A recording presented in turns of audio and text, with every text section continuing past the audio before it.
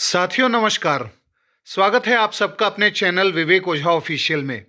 साथियों, हम सब जानते हैं कि हमारी पृथ्वी ग्लोबल वार्मिंग और जलवायु परिवर्तन की बुरी मार से गुजर रही है और अब वैज्ञानिकों ने धरती को ठंडा करने और ग्लोबल वार्मिंग के एक अनोखे समाधान का प्रस्ताव किया है जो किसी हॉलीवुड की फिल्म के स्क्रिप्ट से कम नहीं लगता।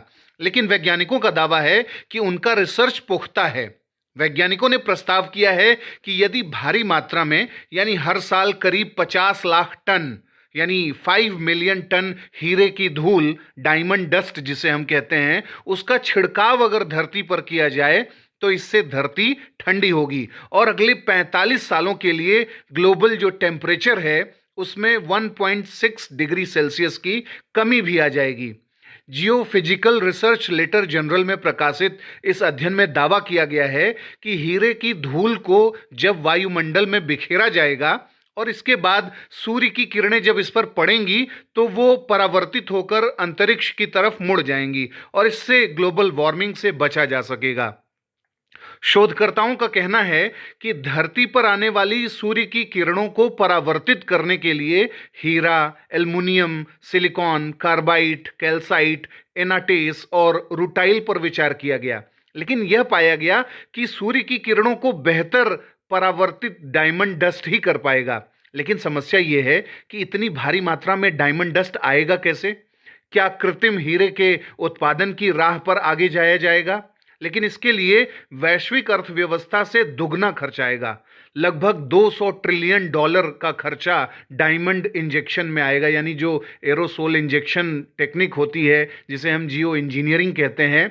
अगर इस दिशा में हम आगे बढ़ेंगे तो 200 ट्रिलियन डॉलर का खर्चा सोचिए। अभी ब्रिक्स चर्चा में था, उसका लगभग 60 ट्रिलियन डॉलर का कंबाइंड जीडीपी है। 30 ट्रिलियन डॉलर की कंबाइंड जीडीपी G7 की है। इतने बड़े बड़े संगठन सब 100-150 के आसपास जो है ट्रिलियन डॉलर में हैं। लेकिन 200 ट्रिलियन डॉलर तो बहुत होता है। तो क्या दुनिया दुनिया को बचाने के लिए इतने त्याग के लिए तैयार है? ये तो आने वाला वक्त ही बताएगा। विमान के जरिए हीरे के धूल कण को वायुमंडल में इंजेक्ट जो करने की तकनीक है, एरोसेल इंजेक्शन तकनीक, जियो इंजीनियरिंग तकनीक, इसके लिए बड़े लेवल पर हमें काम करना होगा। यानी वैज्ञानिकों को इस पे बड़े एडवांस्ड तरीके से काम करना होगा, तब जा कर के ये सक्सेसफुल हो सकता है। मतलब कहने में तो ये सब चीज़ें आसान लग सकती हैं कि वायुमंडल में हीरे का छिड़काव कर दिया जाए, और इतनी भारी मात्रा में हीरे का प्रोडक्शन, जो कंपनियां हैं जिनको मुनाफा चाहिए, वो किस तरीके से इस चीज़ को लेंगी, ये सब देखना जरूरी है।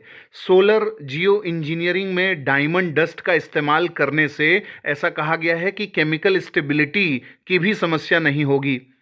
और एक सबसे ज़रूरी बात जो इसमें आती है कि इसका नेगेटिव इम्पैक्ट क्या होगा। तो ऐसा माना गया है कि जो नेचुरल सनलाइट है उसको अल्टर कर सकता है, उसमें बदलाव कर सकता है, तो उसके दुष्प्रभाव भी दुनिया को देखने को मिल सकते हैं। अगर सूर्य की किरणों को कृत्रिम तरीके से परावर्तित करने का प्रयास किया जाएगा तो एग्रीकल्चर, वेजिटेशन, बायोडाइवर्सिटी, इन सब चीज़ों पर भी नकारात्मक असर पड़ सकता है।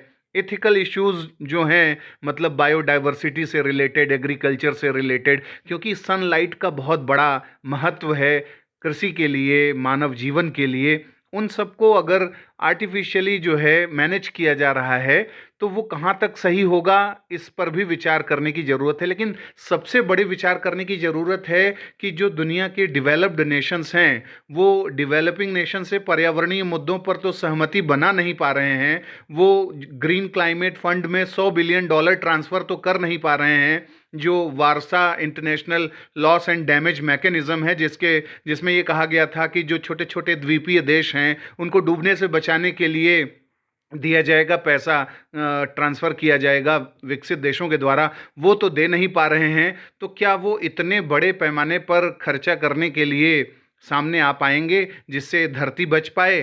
तो अगर दुनिया को बचाना है, सस्टेनेबल डेवलपमेंट की राह पर आगे जाना है, तो एक सहमति बनानी पड़ेगी इस मुद्दे पर, तब जाकर के इस तरीके के जो भी प्रस्ताव हैं, इस तरीके के जो सॉल्यूशंस हैं वो फिजिबल हो सकते हैं, वो व्यवहार्य हो सकते हैं।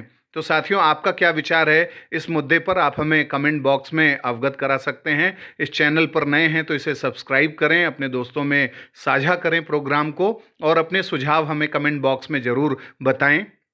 अगले कार्यक्रम में जल्द ही मिलेंगे। इजाज़त दीजिए। नमस्कार।